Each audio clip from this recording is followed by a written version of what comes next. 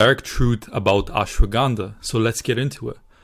So by now, everybody and their dog, friend's cousin takes ashwagandha. You scroll through TikTok, Shorts, YouTube, whatever. Everybody takes ashwagandha. When I started taking ashwagandha about 4 or 5 years ago, I remember I went to the shop and I asked for ashwagandha and it said it was illegal.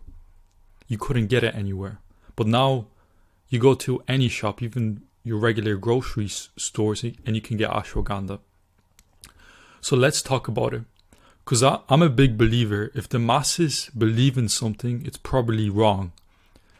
So when I used to use ashwagandha, I used to use it a lot. I used it for 3 years straight. I cycled on and off of it. But then when it got super popular, I started questioning it. And this is where my journey began. So ashwagandha is a herbal supplement widely used in Indian herbal medicine. It's considered to be an adaptogenic herb. Adaptogens bring your body to homeostasis in times of stress. If your homeostasis is this, and you get stressed out, the ashwagandha is going to bring it back. And I have a bunch of studies here talking about testosterone optimization, how it boosts your health, so on and so forth. So the most beneficial form of ashwagandha is the KSM66 ashwagandha. I've used them all, and I can say that the KSM66 version works the best. It has a more smooth feeling, and it just feels right, if that makes sense. So here's a bunch of studies. So 300 milligrams of ashwagandha lowered cortisol levels. Cortisol is a stress hormone by 27%. Reduced anxiety, so on and so forth. Reduced cortisol by 14%. Then you have ashwagandha improving cardiovascular health. I'm going to get into why.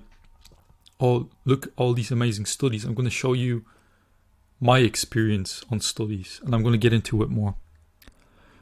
Boosted the immunity, boosted muscle recovery. Then another one, boosted testosterone levels, sperm quality, 17% boost in testosterone levels, 15% increase in testosterone levels. So, in my opinion, ashwagandha itself does not boost testosterone levels, but what it does, it lowers cortisol levels. When you lower cortisol levels, it's gonna boost your testosterone levels. When you lower your stress, testosterone is just gonna increase. For testosterone to be high, cortisol has to be low. Okay, so why does it lower cortisol? And I'm gonna get into it. I'm gonna get into why ashwagandha works and why most of these studies are done wrongly. And there's more studies. There's more studies here. I'm going to leave a link down below to this document. You can check it out. You can read it yourself. And I'm going to get into it. So let's get into the truth. So, effects of ashwagandha. So it lowers cortisol levels. Why does it do that? Because it numbs your emotions. When you're numb to everything around you, obviously your cortisol is going to drop. And because your cortisol is going to drop, your testosterone is going to increase. But that's a short fix. You're not fixing the actual issue. Ashwagandha is the equivalent. I made a video about it on TikTok. You can watch it here. I'll play it.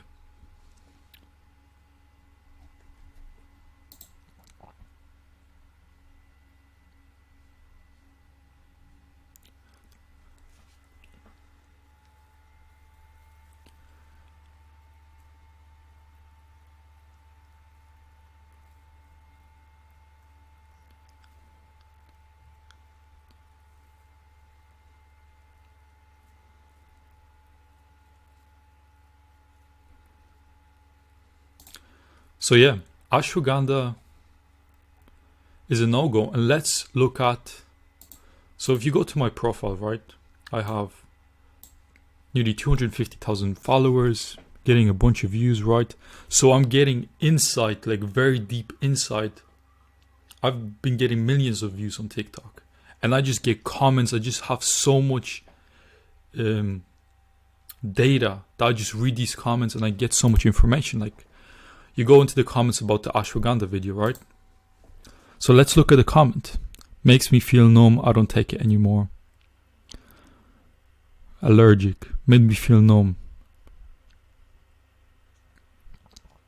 Ashwagandha messed me up, never take it. Whatever. Use, and even after stopping it for a couple, I was still feeling relaxed. Okay. Ashwagandha causes anhedonia. Anhedonia is feeling numb. Ashwagandha has serious side effects when you consistently take it: emotional numbness and dissociation.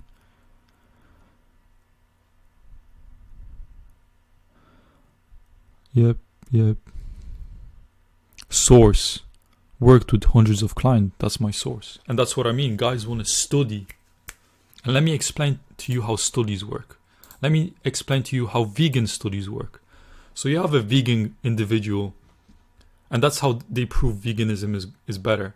They take a vegan individual, and this vegan individual goes to the gym, exercises, cares about his circadian rhythm, goes to sleep, hydrates, eats well, doesn't eat processed foods. You win the battle of health when you remove the blockers, which the vegans do, right? And then they pick a random individual off the street who just eats meat, they get a blood test done, whatever, and they're like, boom, look, vegan is better than the meat eater. But test him against someone like I, an individual who cares about these things and eats meat. I eat all what you eat, vegans, and I eat meat, so I'm better than you. But put the funny aside. Veganism, that's an example, and they do the same thing with studies, okay? So let's say you take an individual and you give them a supplement. These days, an individual who doesn't care about health, when you give them a supplement, they think it's magic. And besides that, when they start taking a supplement, and I've seen that time and time again, they start sleeping better. They consciously start doing healthier things. They start drinking more water. They want to go to sleep. I'm taking the supplement, I better not eat this junk food, because, like, let's say they're doing a study. They always eat like shit. And the scientist comes, you have to take this supplement for the next 4 weeks. And they're like, okay. They're out with their friends. I'm not going to drink because I don't want it to mess with my results. And they start doing these things, which are the things that actually give you all these results, right? And I've seen this with working with clients. And back to the thing I was talking about, how ashwagandha makes you numb. So then you're not anxious, and those testosterone increases. So ashwagandha effects, so it reduced emotional depth, emotional numbness, reduced high feelings when listening to music, reduced high after the gym, no cozy warm feeling, reduced sensation, so on. So you just feel numb. And personally, it caused for me things like DPDR, severe anxiety, to the point of, if I was to sit in a quiet room, I'll start panicking. I always had to have music in to masturbate my brain, because if I was to sit in the quiet, I would feel like something would happen when I stopped taking ashwagandha, because you're constantly taking it. And things like, I would wake up in the morning at 7 a.m. and I hear the birds chirping, and I would start getting anxiety.